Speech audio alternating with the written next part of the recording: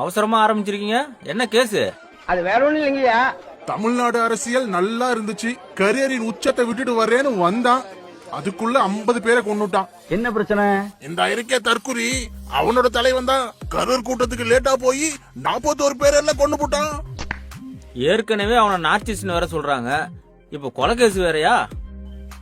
ஏப்பா தம்பி, கூட்டத்துக்கு எதுக்கு லேட்டா போனாரு? கதறு கதறு. 27ஆம் தேதி ஷெட்யூல் பண்ணது திருவள்ளூர், எதுக்காக கரூர்ல போய் கூட்டம் போட்டீங்க? ஊப்பிங்க தான் எல்லாத்துக்கும் காரணம் ப்ரோ. 3 மணிக்கு பர்மிஷன் வாங்கிட்டு ஏன் 12 மணிக்கே விஜய் வருவார்னு சொன்னீங்க?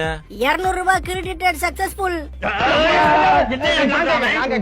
அவன் தலைவர் மாதிரியே இவனும் தற்குறி, சினிமா டயலாக் மாதிரி பேசுங்க, அப்பதான் கேட்பான். கொத்தடிமை கொத்தடிமை. 10,000 பேர் தான் வருவாங்கன்னு ஏன்டா சொன்னீங்க? அண்ணனை பார்த்து பயமாடா? பாதிக்கப்பட்டவங்களை ஏன்டா இன்னும் போய் பார்க்கல? ஜட்ஜி நீயும் ஊப்பி தானே? டிஎம்கே தான் இத பண்ணாங்கன்னு ஏதாவது ஆதாரம் வச்சிருக்கியா? டிவிக்கே டிவிக்கே. உட்கார்ந்து பேசலாம் ஐயா. ஐயா உட்கார்ந்து பஞ்சாயத்து. இந்த மாதிரி தற்குறி அணிலுக்கு எல்லாம் கேஸ் எடுக்காதீங்க, மனுஷன் அவன். கரியரின் உச்சத்தை விட்டுட்டு வந்திருக்காரு எங்க அண்ணன். கோபப்படாதீங்க விஜய், பொறுமையா இருங்க விஜய். இதுக்கு போங்க விஜய். ஐயா நீங்களே விஜய். ஐயா விஜய் விஜய். ஐயா தலையே குழம்பிட்டாரு. ஏண்டா தற்குறி, அரசியல் தெரியலன்னா மூடிட்டு இருக்க வேண்டியதானே, பண்றதையும் பண்ணிட்டு தேவையில்லாம பழி போடுற. What uncle, it's very wrong uncle.